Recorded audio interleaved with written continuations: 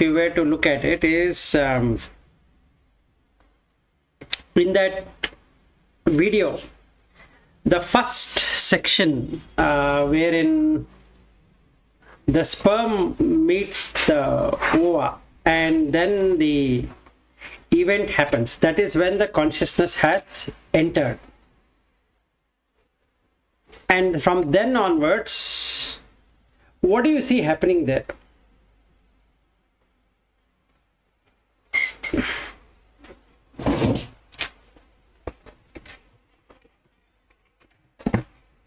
Since that you have seen some part of the video at least, so it's like immediately the activity starts. It divides into two and it starts. All the activity starts. Right, that is correct. No, that is correct. But how is it happening? Any idea? How is it happening? No. Okay. So this is where our all our learning will come into use. So actually, you have a karmic blueprint of your home, which is getting manufactured there. So the consciousness collects these 5 elements, or rather 4 elements, and starts building the home from what that that karmic blueprint is all about. So the vasanas drive like a you can say a contractor doing it. So that's a simplest example I can give you. And vasana is like the architect giving you the plan and everything. Then the samskaras are the ones which will give you that materials which can be collected out of the 5 elements and 4 elements rather, and how they have to be placed in what order. Okay, so some people will have this colored eye or that color eye or hair or texture and skin and all that. Dark skin, fair skin, everything is dependent on that. And then the karmas is like that builders, meaning the mason workers along with that contractor. So the contractor is the primary person who is looking into all of these activities, which is what until you die have that you, that it is my home, this is my body. And the people surrounding that will keep on building and not building whatever they have not been given that plan. So that's the karma all about,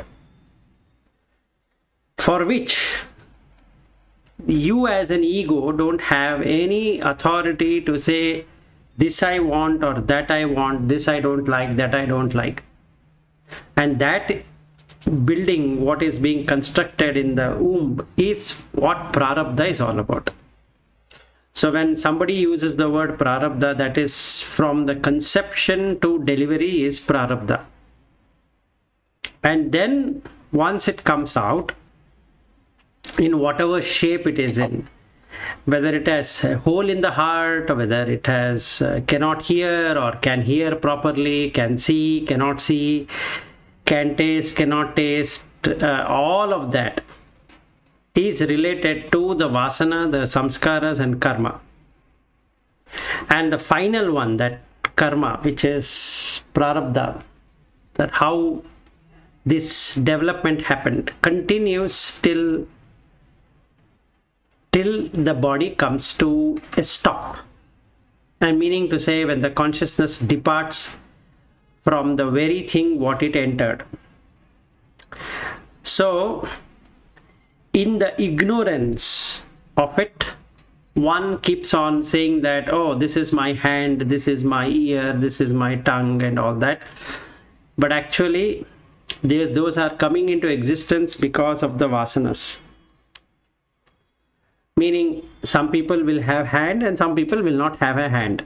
Some people will have a ear and another person will not have a ear, and also depicts on whether the person is very much attached to another being. So then you have a twin, because I cannot let go of that attachment. So let's say a person has become a son for the mother, and the mother is very much attached to the son, and she dies and she keeps on remembering her son and not able to get a body. And then the son also keeps on remembering the mother, and then he is not able to let go of that feeling. So mother has one feeling and the son has another feeling, and they're so attached that they cannot stay separated out even for a moment. And because of the death of the mother, the son goes into depression, and ultimately in few months or years he dies. Now this being which is waiting for it, okay, as mother, and this being which is now dead, they join together to appear as twins in another body, based upon the vasana, samskara and karma, what is most ideal to that. If let's say they are not able to get the body of the choice, then it waits endlessly. So the attachment to anything at all, meaning can be body, can be a person, can be a thing, can be a pillow, can be whatever it is, or can be to a home, where the person gets so much attached to it.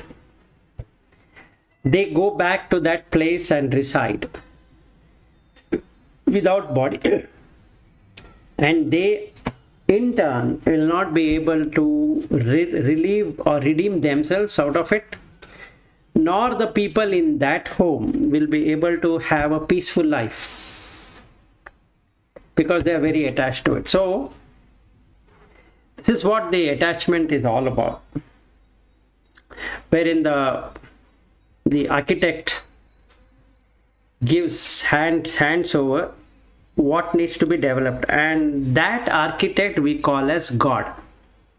But actually it is the vasana which is doing it, not the God. Since we don't know how this consciousness entered into the womb, what prompted it, we say that it is the act of God. God is sending me to this world, and he will call me back when the right time comes. Actually, God is not sending anyone anywhere. It is the vasana which is bringing this environment into existence. As soon as the vasana gets exhausted, there is no existence. So that first video what I have sent will give you an insight into how this child grows, drinking that umbilical fluid and so many things which is shown there. It is so true. That means there can't be any worse hell than being in that oven which is 29 degrees centigrade, and then there's no space, and you can have many children, many of them sharing the womb because they are so closely knit. So basically, while we are here, we should know that everyone has come here out of their vasana, samskara and karma, and not get attached so much that you will not get redemption. The person starts continuing. And that's the first video. And the second video, if you have gone through it, it is about what happens after death. It's very nicely indicated. So we can discuss on that.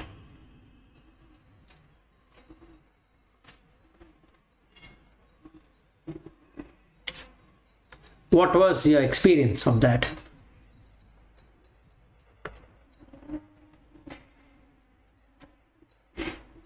All are silent.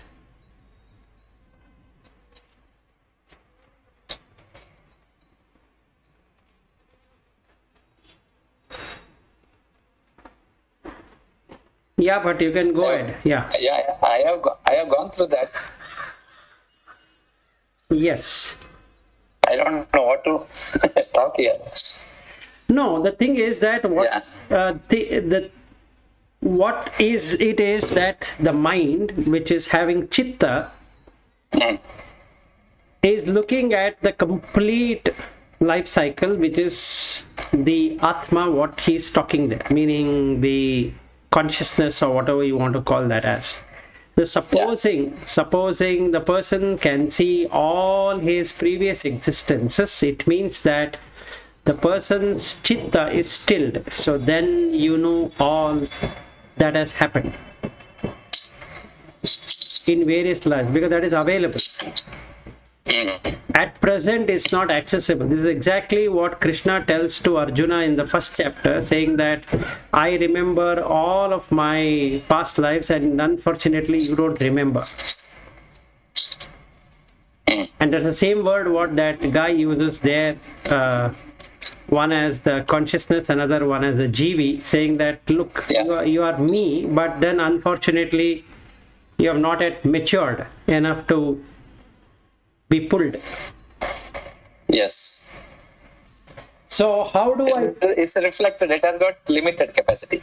Yes. So the reflected consciousness means that you are a reflection of the original, but can never join the original. Okay. So how do I join the original is by letting go of all samskaras, all vasanas and all karma. That is the environment. First thing I need to cut is the samskara.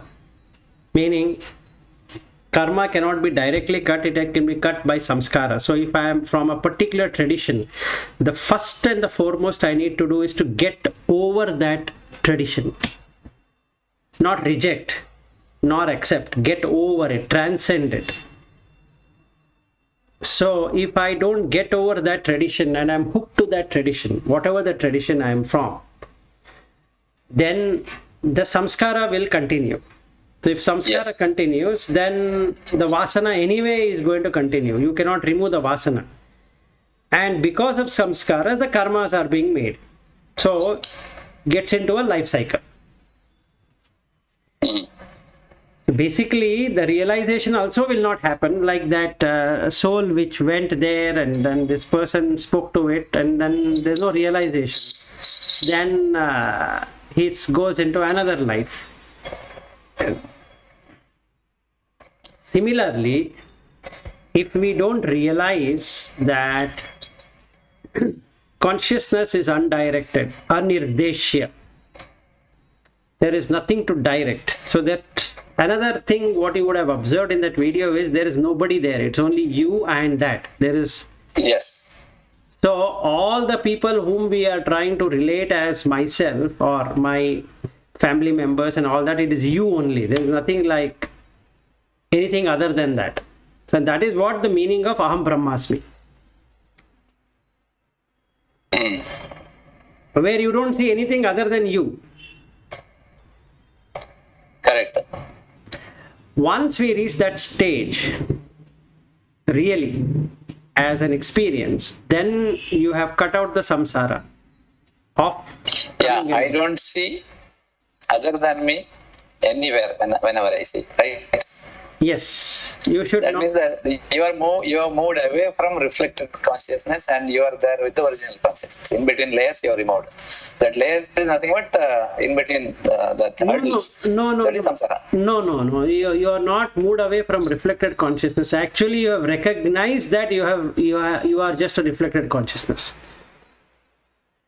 Right now, as we four of us speak, we don't even know that it is reflected consciousness. We are still behind. We are in ego, not even aware of that ego is there. Yes, so we don't even know that there's something called reflected consciousness. None of us have really experienced it all the time. Only with an object we are able to do so, and for a limited period. But if you reach that stage, what you are able to see only yourself. That means that time you will have full knowledge, right? What's Yes. happening around. Yes. That means your prarabdha is also you are able to see, and then you will laugh at that. Yes, exactly. So there is no discomfort feeling. You are laughing at everything Yes. because it is the play of the consciousness. That's the reason the Maya is enjoyed by the seer. Now he sees the Maya, so he knows that it is just an illusion. It's just like a magician doing trick.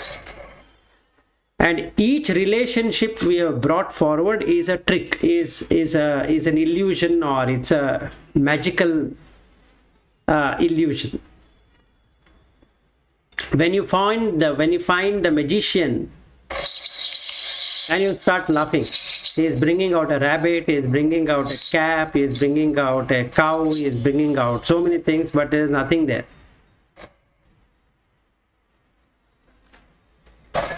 And when the samskaras are cut, everything gets cut away. The karma gets cut and the vasana gets cut. Because that is the link. Samskara is the link. And we are hell bent on our samskaras. So when the consciousness entered into the womb, if you have seen the first video, where maybe you can see it later, in the first video, how that blastocyst happens, that means it becomes like, if you have seen the milk where you are keeping it for boiling and then you get those bubbles, and that is how it looks. That is, you look like that at that time. And you came into existence, or I, or you, or she, or he, or whatever we are trying to identify with, came into that existence because of Purva Samskara. Okay, in that particular womb, because the samskaras matched, so we are there. I mean, that person is there. Now the growth of that fetus into an embryo happens based upon the blueprint which is given by the vasana. And karmas get attached because what should you get and what should you not get is part of karma. That is the deeds. So punya karma, you will have everything. Papa karma, you don't have something. And then diseases, what diseases should manifest, what diseases shouldn't manifest, how your parents will have the disease and how much of that disease will get manifested, or your parents are healthy or whatever, rich, poor, all those things are taken into consideration in that womb. So a person who sees this magician doing the trick, that is, the magician here is the consciousness, not the reflected consciousness, the consciousness.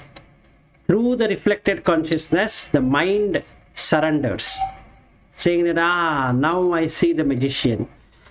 Okay, now I know where the problem is. I am creating samskaras, and that is the reason I am getting these different kind of experiences. What if I stop doing samskara?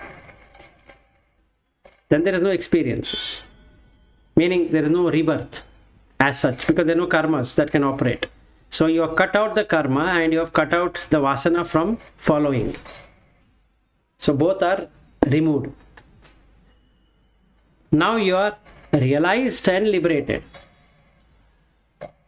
Now you go back to that, whatever that video was showing, wherein he said that you are my child. So why are you going round and round and round?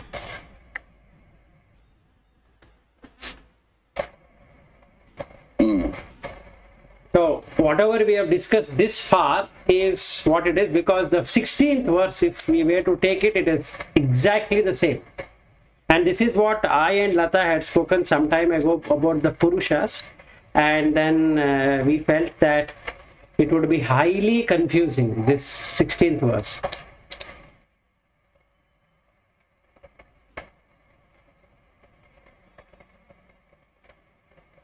This is what two consciousness is all about. But one is the reflected one and one is the real one. The reflected one, which is a shadow, doesn't have existence. So, Vilas, see, in our life, there are moments, generally neutral moments, and sometimes you'll be happy, sometimes you'll go through very sorrow moments. During that time, both happy and sorrow moments, if you go through this kind of understanding, then there is nothing called happy or sorrow, right? Right. Absolutely. Dvandvatita. You can, Dvandvatita. Dvandvatitam, yes. So you can, you can be more productive with whatever you are doing. Yes. Yeah, yesterday I was doing one dhyana. I'll just talk here. The dhyana is like this. I was listening to some music of old music, but very meaningful. And it was heart touching. Then heart touching is emotional. I am immediately in the emotional stage. And then I was thinking, if the same song is played, say for example in Bengali, I will not understand anything except sound. That means from that song, when I heard what is gone inside, my own mind has created some meaning to that, and that meaning is going inside, and I'm having that emotions.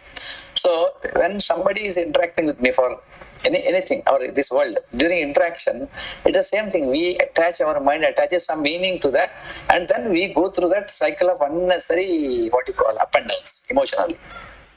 Right. So you just attach what is really required, need, only up to need level. And above that, when somebody talks, it's only some sound coming. Don't do anything. That's what yesterday I did some meditation, and I thought I should discuss with you. Is it the good way to do that awareness meditation? Yeah. See, the thing is like this: if you treat everything as a sound, then there is no bias. So you are out of the duality. Raga and Dvesha, or Sukha and Dukkha, all that will appear when a meaning is given to a sound. If you don't give any meaning to the sound, then it is just a sound. It's not your sound. Yeah, like a kid listening to that without untrained kid, just listening to something. There is nothing is not. No. Even a kid has emotions. This should be emotionless experience. The moment emotion comes in, that means it is already an attachment, either liking it or disliking it deep inside. So one more thing, these emotions what we have inside, and then we are interacting with the other person. See, that is how all this happens, maximum emotions. Based on other person's reactions, our emotion changes. Okay, during that time, some transaction happens. So how we should do that say, awareness meditation during that time? See, I have some transaction I have to do. I'm in office. Now that person is coming back with a lot of emotions, and that emotions is impacting my project or my work or my office life. It may be positively impacting or negatively impacting. So how I should deal with this kind of situation as awareness meditation? See, first of all, you need to know that why are you working. So that is the practice what you need to do.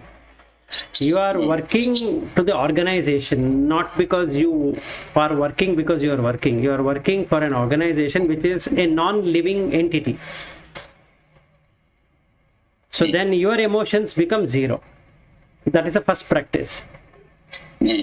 We don't do that. We talk it as my project, my team, my this one, my that one, and it really seems to be the case. Yes. So first we have to create a third party mindset in the mind about the organization, what I am working for. This you have to practice. Meaning, they are taking your services. You are not taking their services. They are taking your services. Similarly, the team members are being taken of their services. So if we are able to achieve that much, then you will not have emotions. Okay, this is the first practice, first level practice, if I could say that. Then the second level practice, the person. It is you as a team member, not as somebody else. So let's say, instead of naming a person from the organization, let's say some XYZ is not able to complete and he is coming up with his own emotions. So you need not take him as that person. You can take it as yourself. You existing as him and not able to complete, and that brings an empathy for you, not sympathy, empathy for you. So when you empathize what is happening, you will see the gap between what has to be done in that role and what is being done in that role. So accordingly, you will be able to put an answer to that person that, okay, why don't you do this way? Because you are not emotional. Otherwise, you will be dragged into his emotion. Okay, let me bring one little more practical. The thing is, project is supposed to finish on this date. Now it is delayed by, say, 1 year project delayed by 3 months. Case. Now, till you are 78% of the work, you thought everything is going okay. Then after that last 25%, you knew that now it needed more time. Something did not go well. Naturally, you will find the fault with wherever it is fault. When you find the fault, then how to deal with that? Where is the empathy here? That person is already committed, but he has hidden that. He has not exposed himself. And the last moment it came on its own during review or something. There's a delay. And during that time, how to apply the empathy there? Because that person has committed a mistake now. And he knew he did not bring it to the notice of the entire organization. No, the empathy here is that there is fear. There is an fear in that person, and hence he did not bring it up. So you have to create an environment where there is people don't fear, or that team member doesn't fear. See, why do children hide things from parents? Correct. Same example. Yes. Because of the fear. What if you were not have fear at all? Wouldn't they share? They would. Okay, see, in the family and all, I agree that fear, because that is one of the reasons. There can be, I don't want to expose because tomorrow I may walk out of this project much before, or for me temporary gain is very important. Third is, I know I am now somehow I will manage later. There are so many, it could be so many reasons. Finally, it is coming out because that person is unable to manage. He might have tried, not happening. That's correct. But see, now thing is like this. First, foremost, you should see it like a third party. When you really experience third party, you will get the answer on its own. Whether the person is hiding or not hiding, you will be able to pick it up from his words. Even before. Not having enough experience to execute. In that case, you have to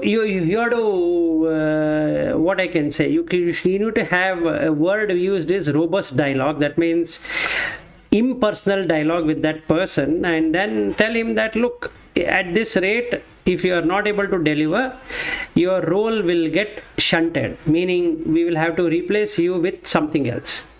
Yeah. Straightforward.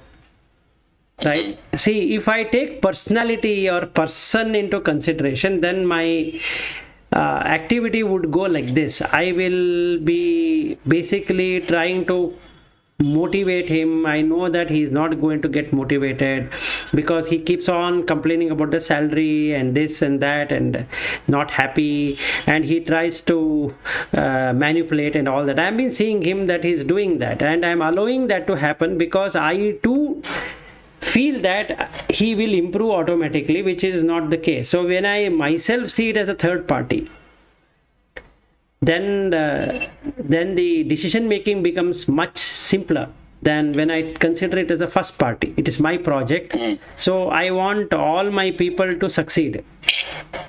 See, the first problem I'll tell you is that this is my project and I want everybody, one of them, to support me. It is supporting me basically because it is my project. For them, they don't consider you to be the person. They consider that they are working and they are not happy because the salary is not up to the mark, or the technology is not up to the mark, or the product initiative is not up to the mark. It's only maintenance. I wanted to work on new development or next generation technology, but I am not able to do it. So I'm demotivated. I don't have any other job on hand. So let me do whatever I want to do. Whereas what I am saying is that please, all of you, listen to me and do what I say. And they all nod their head saying that we will do it, we'll definitely work towards it. It will not happen. Why this problem, if I were to see, is because I am attached to the project. What if I am not at all attached to the project? What happens?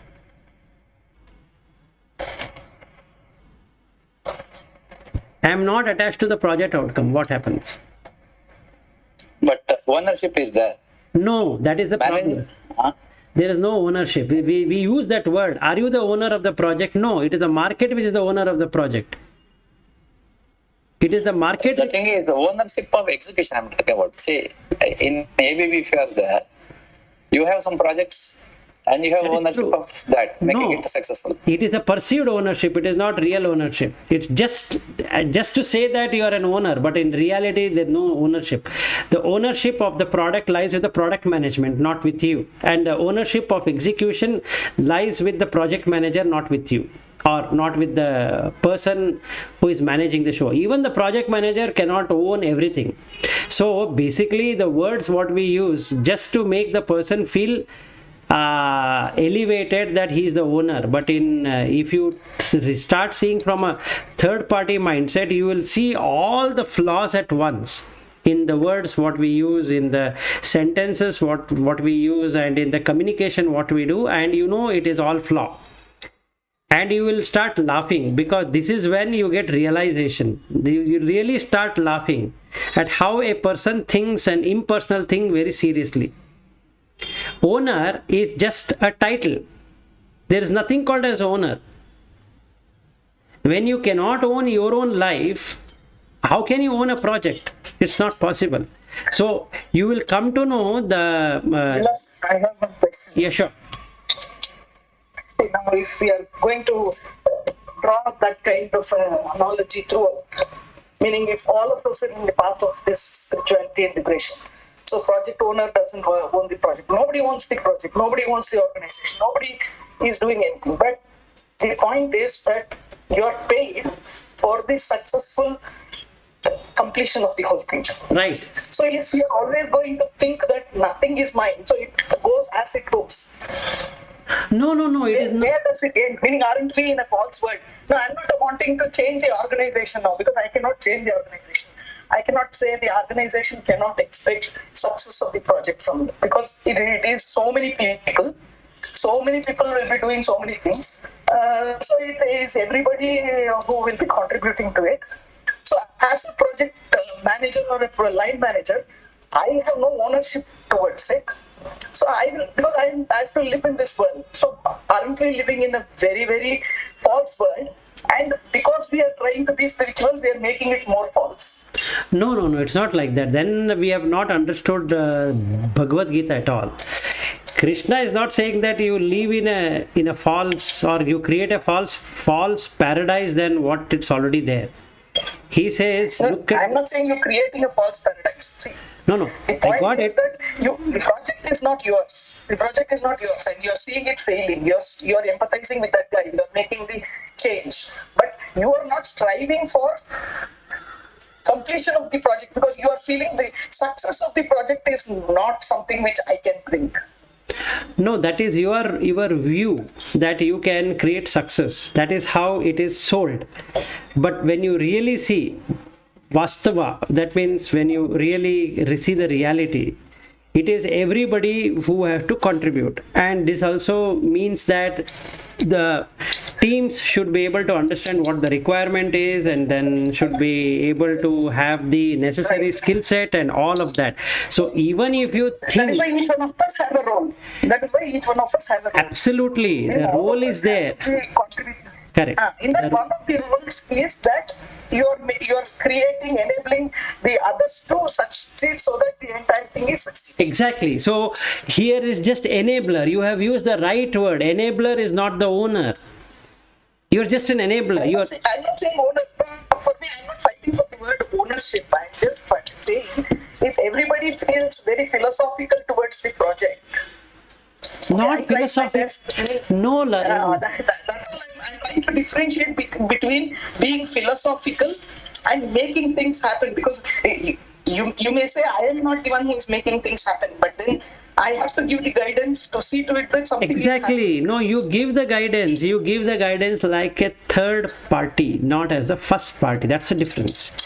What's the... Meaning then we're on the same page. No, then we're on the same page. For me, this whole thing is like a little bit confusing, because the moment we say I do it because I know that nothing is possible by me. I identify that that person is wrong, and then I empathize with him. I change, but then with all these things happening, it might take another 6 months more.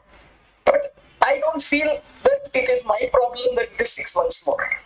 No, So no. that is something. No, it's not like that. See, if you see it as a third party initiative, what all is going to happen? So I'll give you a differentiation between first party and third party. I think that will clarify yours and Bhatt's way of looking at it, which is right. What you're saying is right. So let's say there is a project and that has to be completed in 6 months, and that is the view given by the organization, and everybody is working for the organization. They are not working for themselves.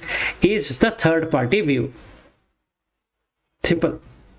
And how you motivate and how you decide, how you determine, all that is the skill set what is being brought about by each person as their raw material for this project. Okay, so in a third party mindset initiative, when you really do it, there are no emotions attached to it, either this or that. That means there is no raga and dvesha and moha, basically. That means there is no delusion that it is your project. There is no delusion that they are your team members. There is no delusion that you are doing something. You really know for sure it is the company's project what you are doing. They are the employees hired by the company, not by you.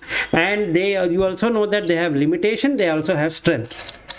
So now in that resources, when we say resources, the raw material what is being used, the raw material will have some raw material which is not of good quality. Some of them will be superior quality, some of them it would be in moderate quality. So now it is I or you or whatever we want to call that as should eliminate those which are of inferior quality material, because that project cannot be delivered in 6 months. So this is how the third party mindset will work.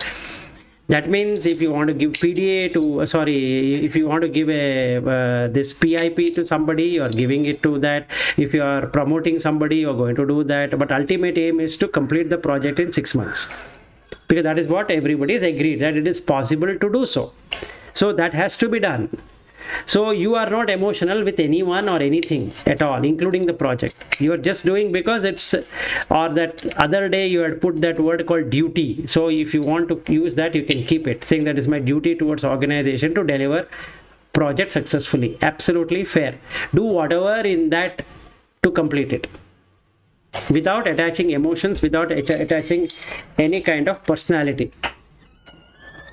Whereas if we look at the first person mindset, he thinks or she thinks it is my project. He cannot see it as an organization project. He sees that it is my project. And then the problem comes that he is my team member. So when it becomes my team member, that two kinds of team member come into existence. One team member who will follow what I say, another team member who will not follow what I say. So I have to somehow eliminate that person who doesn't follow what I say, because I say, right, I have a say. And because I have a say, he has to listen or she has to listen, or they have to do as per what I am saying. So then from their viewpoint, since you are saying, and then you have to keep on guiding every moment. Now you do this, now you do that. So what you would feel is, why the hell they can't understand by themselves? Because it is my project, I have to drive this whole initiative. If it was a company project, then I don't have to do this, because they have joined on their own to the organization. They have agreed for that kind of role, and they know what they need to do. So all being truth, because they were interviewed and they were given an offer and they had accepted and they had paid salary. Just like I am paid salary, they are also paid salary. So there is no personal about anything there. So when I become the first person, everything becomes personal oriented. And that is what Arjuna Vishada Yoga is all about. If you are talking from a third person's point of view, it becomes Sthita Prajna, because now you are not really bothered about whatever the project is. You are just doing it because you have to do it. You are not doing because it brings something to you. There is nothing that brings anything to you. So that person puts in the best of the effort and also ensures that everybody puts an effort in that direction and completes it, which is what the job description also says anyway. So sticking to the job description and not taking it personally is what Bhagvadgita is all about. Sticking to one's own view, saying that it is my project, my organization, this is my team member, this is how proud I feel about the company and all that, is first person's viewpoint, which is emotional. So in the third party mindset, there is no emotions at all. In the first party mindset, you have all emotions, which is moha.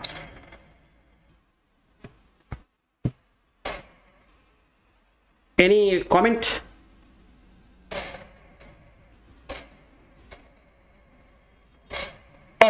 I think I understood, because I think I was missing it with the fact that we are talking about inaction.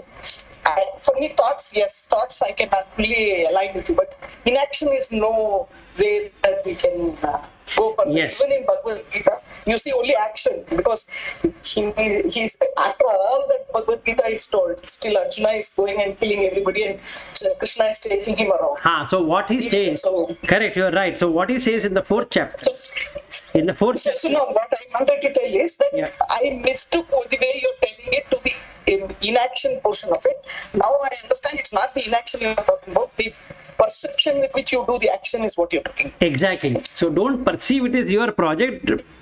Perceive that in reality it is the company's project, not your project anyway.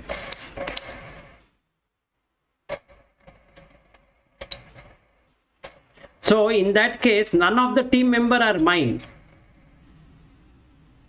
which is true.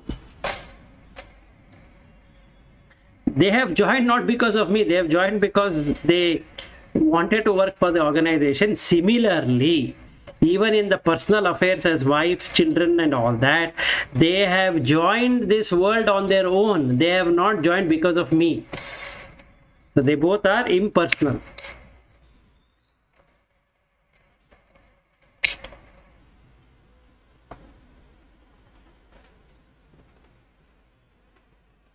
So even in the personal space, I have to apply third party mindset. Then only it works. If I put the first party mindset, it only calls for emotions.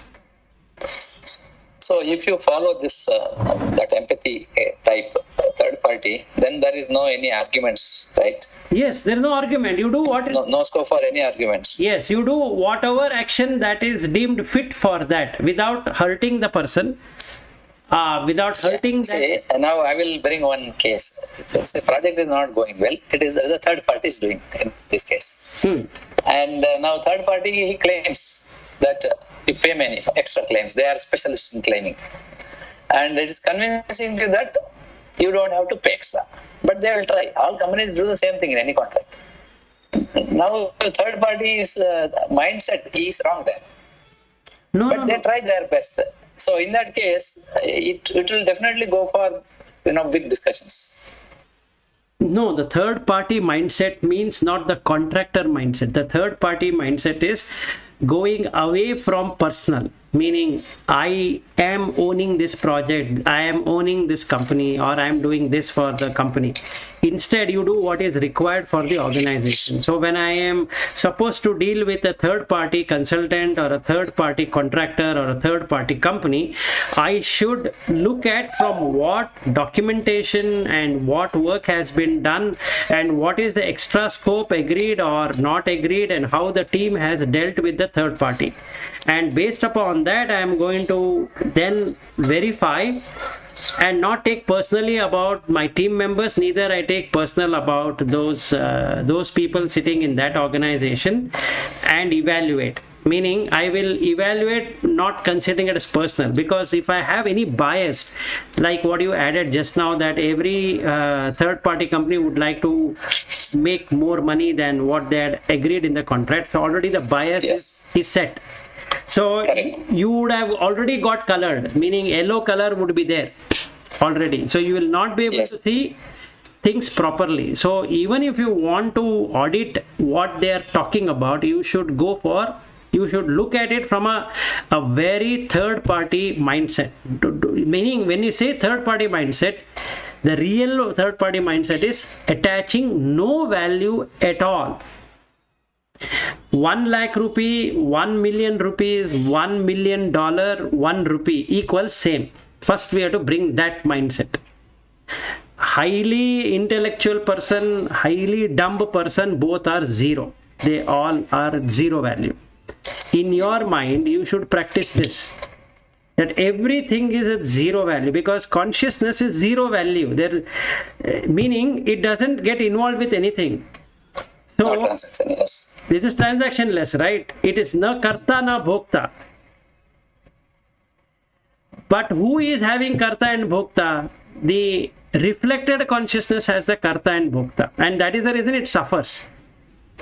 So in the mind, not physically, in the mind you should bring it to a zero value, which is third party mindset. Now when you do that, 6 shlokas of second chapter, Sthita Prajnasya Ka Bhasha, till what he finishes, is what you are in. Valueless, highly intuitive person. Because there is no value, basically. Absolute zero value. Okay, in that you can take a beautiful decision on organization and on the third party and what the project has to deliver. Now you have implemented the second chapter in a perfect sense of what it should remain. So when you go and meet the third party consultants and or the organization, you are beaming with energy and they cannot talk rubbish at you, because you are going with complete confidence, because there is no bias, and that consciousness, which is pure and bright, will show itself. So you don't have to do anything about it. So they will not be able to do any kind of hanky-panky things about adding something or doing something. So it will go in a different way. But when I go with the first party mindset, I'm going it as a reflected consciousness. So it will never work. Yeah. Okay, I got it. You are not saving your company, at the same time you are not blaming other company. You are going with what is there in the contract and you are trying to interpret. Yes. So, Like judge. yes. After listening both sides. Yes. So the team is saying that, look, these people have had asked this UI should be this way and UX should be this way, and I was supposed to do this way, and these people are taking work in more way and all that. Whereas when you hear from the contractor says that, look, initially the UI wireframe was for this, the UX should have been this, and whether I'm supposed to give source code in this way or how it should be implemented was this. Whereas when we started, this is what we saw. Right, so and that's the reason we are doing more work than what we agreed. When you go with this zero value mindset, you don't have any value attached in your mind. Whether you're losing or you're gaining, that's not there. See, the polarities are gaining and losing. So you're seeing that the company is losing and the third party company is gaining, or you want to ensure that the third party company loses because you want the company where you are working should appreciate you for saving the money, and that's a problem. So you go with a third party mindset and talk unbiased between both, and since everyone is consciousness only, really it works. Yeah, correct. I think all should be on the same level of interactive consciousness. You are in a position to interact instead of having emotions and fighting. Yes, otherwise it turns into an ugly fight wherein the contractor will say, look, your team member sent this email and you wouldn't have read that email, let us say, or rather say, I have not read the it email. goes to that level only, personal level, yes. Yeah, yes. it will say, no, we already informed you, and you'll say, when did you inform? Here is the email, when I had informed. and then okay, you have informed, but you should take approval. See, your team member has approved. No, he is not the approving party. I don't know. Your person has approved. So how do we know that he is not the person to get approved? So it goes in another dimension altogether, and ultimately you have to pay for it. So that comes out of the project budget, and now you have to answer why you have to pay. And then, in turn, the team members are very much unhappy because after doing more work than the vendor took away the money and went. Yes. So Similar to building own house through some contractors. Yes. Same situation. Yes. So working in a unpassionate or dispassionate mode is all that it is. That is the reason sannyasa or vairagya is so important, because then there is no bias. You are doing exactly what is mentioned in the scriptures. Yeah, sannyasa means you have no transaction at all, isn't it? You don't do transact. Even if you you're present, correct. You are always in the present. Exactly. So even if you're working, you're just working. If somebody says that don't work, you will not work. Simple. Yeah. So that should be the attitude.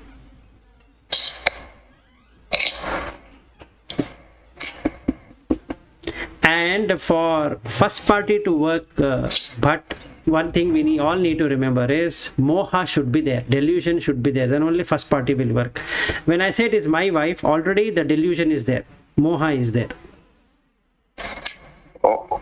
What is your message here? We should have moha? No, we shouldn't. First party is... Shouldn't. Yeah. First correct. party is always moha. Yeah. Third party is vairagya. Yes. Simple. Yeah, correct. Our mindset, if our mindset says make money, then it is moha. Because you are going behind money, not with the work. Yes. Yeah, if you are with the third party, yes, you don't care what happens to you, but you will ensure that whatever is there in the contract, and third party will give the justice. Exactly, because Vairagya. because now let us say I have joined the company, and the company has taken me based upon interviewing, not because I look good.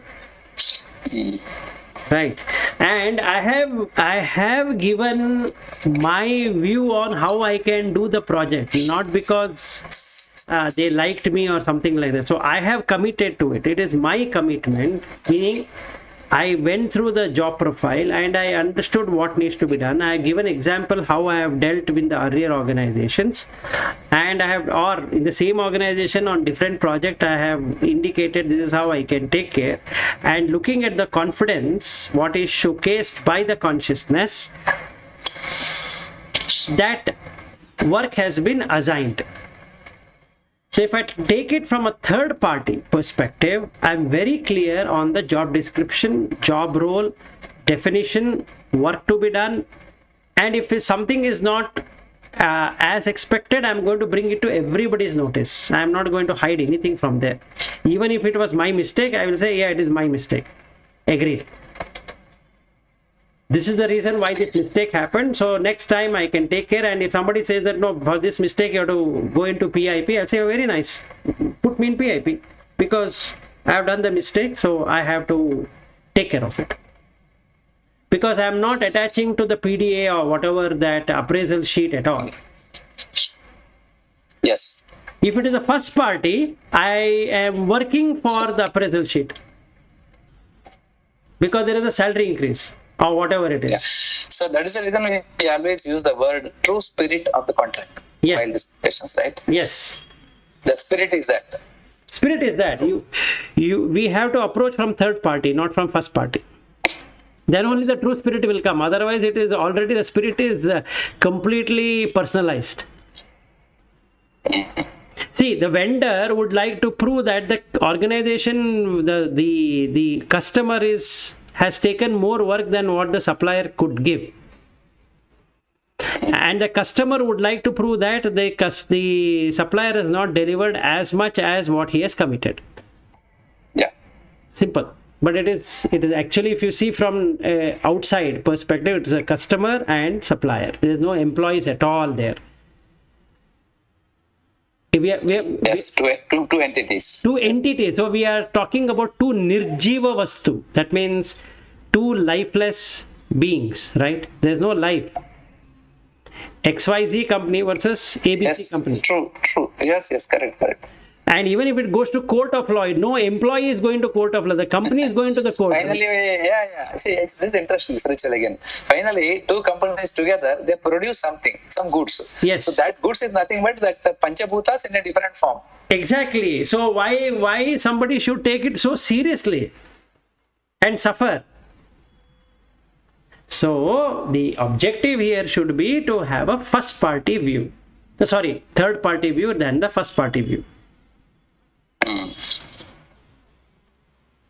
Anyway, we couldn't. For any of these, you need to have a lot of prayatna. Right? The thing is, if you are working in between party 1 and party 2, that means contractor and the owner, you need to have a knowledge of the contract, complete knowledge. Because if I am playing a role of project manager, I am supposed to have project management full understanding. I should have read the contract. I should know what is the commitment, what is the risk. Similarly, for a technical person, his role. Yes. So, if a person has not played that role from either side, there is a problem, because now exchange of information has not happened. So, in this stage, if any one person has not done due to any reason, what is that? I think you have answered already. Not done means you have to go with the true spirit of the contract and you have to inform him. Correct. You have to change. You have to bring another person. In fact, when I joined, I used to do the sessions on how to work without emotions. So that was the whole idea of doing it.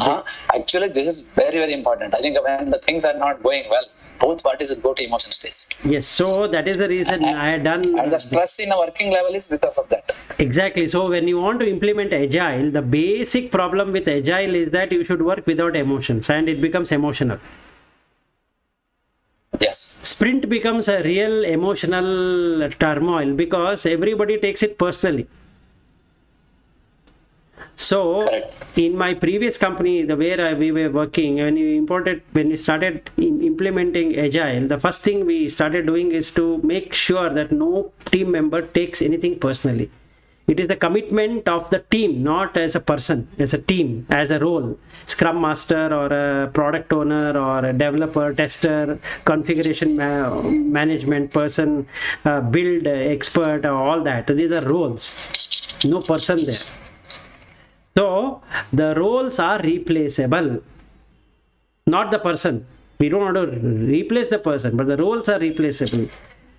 But the role is given to the person and hence the person gets replaceable. So this is what we had done before implementing Scrum. Otherwise, it really is just a fight. Every day it turns out to be a deadly fight between teams, or if you are a vendor, and then it goes into battles. So this way of looking has to be put in place in any organization so that they work with a third party mindset. Then because one of the conflict resolution method which is even identified by PMI is to work as a third party mindset. It's there. In the there is win-win situation. If you really look at it, or problem solving, it means that you are approaching the problem, not the person, which is third party mindset. So whatever is there in Bhagvadgita is already there in some other form. Yeah, I think project execution is nothing but Bhagavad-Gita only. Right. So you execute to what has been committed by everyone. From the day when it says your mind is not okay, just get into action. Each and every role should get into action. Correct. Anyway, I think we have passed the time. But for me, it is very worth today. It's a real scenario of office life. Yes. So far, we have discussed throughout maximum only personal related on. Yeah, we can implement this taking, everything can be taken, every project or every organization view can be taken. Like you have the product vision, you have the project vision, two visions. The vision is coming from the organization. The person is delivering it, but it's coming from the organization. The organization want to do profit, and you are part of that, making it profitable. You are not earning profit. You are making the organization profitable. Simple. For which a particular remuneration is paid to you for the skill what you have to make it from an unprofitable unprofitable to profitable. That's all what it is. Correct. So if the profit is not made by the organization, then they have the power to remove the person because they couldn't earn anything out of that person. Simple. That role is no longer required. So when they wanted to shunt out the role what I was playing, I said, okay, you can shunt out, but I don't want to take any other role because that is the role I am good at. If you give me any other role, I am not good at that, which will be fooling myself. Instead, I will resign. That's all what I did. Otherwise, I could have taken that other role. That was also a director role, and it had a more what I can say, flesh in that, where I could have done a lot of reporting and all of that. So I could have done data analytics, and that would have been a better field. If I had continued that organization, I wouldn't have been out, meaning I wouldn't have resigned. I would have continued till now, doing the same whatever I was doing, but not in engineering. I wanted, my skill is in engineering. If you give me something else, I wouldn't be doing justification to the organization. So there's no point.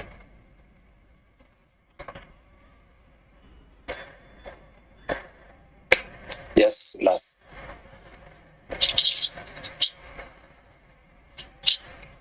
Okay. All right. So today. So day after tomorrow? Yeah, we'll meet on. Wednesday. Wednesday. Nice discussion. Thank you, Vilas. Sure. All right. Thanks, Good day. thanks, Vilas. Yeah. Thank you then. Yeah. Okay. Bye bye.